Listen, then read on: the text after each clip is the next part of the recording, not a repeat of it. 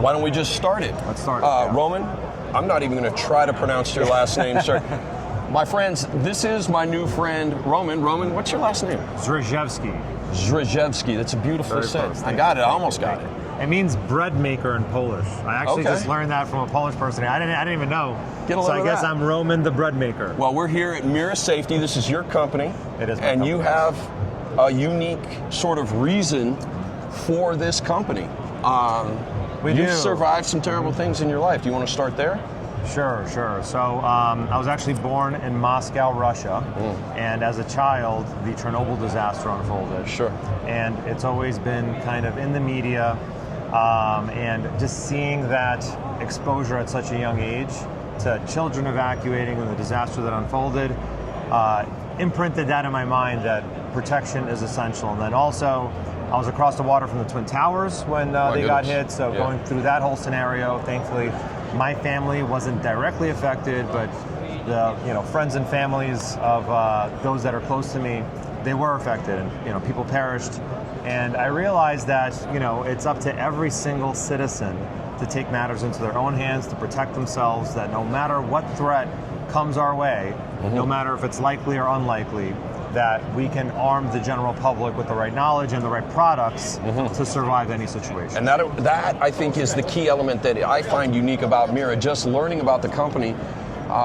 PPE for the general public versus some of the other manufacturers that only offer those products to law enforcement, military. It's very difficult for the average law-abiding citizen to have these products, and you guys are on the cutting edge with it. Let's talk about some of the new stuff. Sure. So new stuff, we did just release a mop suit for children. So about 2 years back, we released a mop suit to the general public for the adults. Right. And mop suits have never been available to the general public before. It was only available to military organizations. Right. Other manufacturers just really don't care about the general public as much as they do about the military contract. So just over the last 2 years, we've been working on this product, and we're releasing it within the next month and a half to 2 months as of SHOT Show 2026. So this is carbon lined, and it actually works on gases and vapors for CBRN threats. So that's chemical, biological, radiological, and nuclear threats. And here you see it coupled with a MD1 mask, and the MD1 mask is available in 2 different sizes for children and can be used with a filter that would be worn around the neck, or a blower system that you can put on the back or on the hip area in order to blow clean filtered air inside of the mask and lower breathing resistance. Because for a child, if you cannot blow up a balloon with your own lung power, it's going to be difficult for you to breathe through a negative pressure system. So that's why we have this system. Sure. What, if any, of this technology historically has been controlled, or is it just typically a situation where manufacturers don't want to sell to the general public because, like you said, they're trying to protect military or law enforcement or both contracts? Well, internationally, there is some culture of protecting children, right? Like these masks are produced in Serbia, that's where we manufacture them. I see. And they do have a history of civil defense and have had classically, children's products available. But unfortunately in the US, that has not taken off, and we're looking to bring it global, right? We want respirators, we want all the personal protective equipment to be just as common as a fire extinguisher in everybody's home. Sure. I mean, it's an unfortunate sign of the times, but I think there's a niche, and I think there's a necessity, and I think you are stepping up to fill it. Saw the child size mop suit, Roman. This one's the adult size. Take me through it. It is. So the adult size mop suit works on the same exact technology, where it's got activated carbon fibers on the inside, and it absorbs the contaminants. And, a lot of gun owners ask us, hey, why do I need such a device? Why do I need a gas mask? Why do I need a mop suit?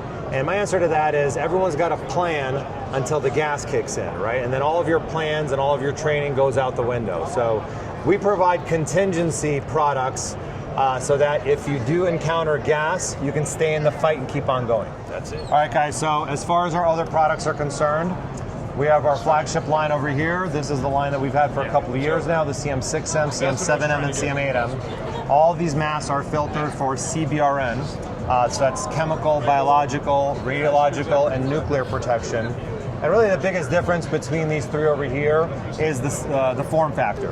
This one's great for riot control applications, general use. This one with the tapered cheek profile is great for firearms use.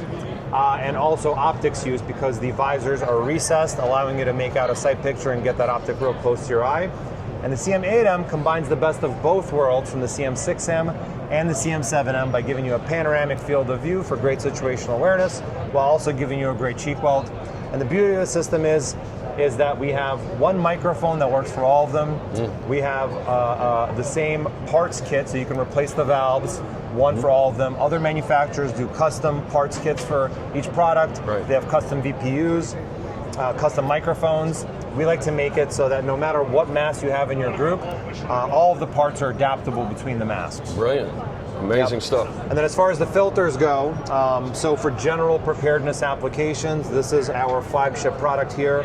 It's called the NBC77 SOF, and it works, it has 3 different filtration technologies in one package, where it works on toxic industrial chemicals, it works on CBRN threats, along with filtering out radioactive methyl iodide gas that typically gets released during nuclear reactor meltdowns. Wow. So typically agencies would have to stock 3 separate filters to do what this one filter does. Interesting. And it also has a 20-year shelf life. Okay. So that way, if you're not part of an active agency, you're just buying something for yourself as a prepared citizen. Right. The cost of ownership is quite low at a few dollars a year with a 20-year shelf life. Absolutely. When you're using one of these filters in a situation like that, is there a way for the filter to indicate that it needs to be replaced or changed? Do they wear out when they're in use? They do. So it's kind of a technical explanation on that front. Right. Filter use time depends on the threat, the concentration of that threat, your breathing rate, along with atmospheric conditions. Sure. For the lay person, as a general rule of thumb, we recommend 2 filters per person per day.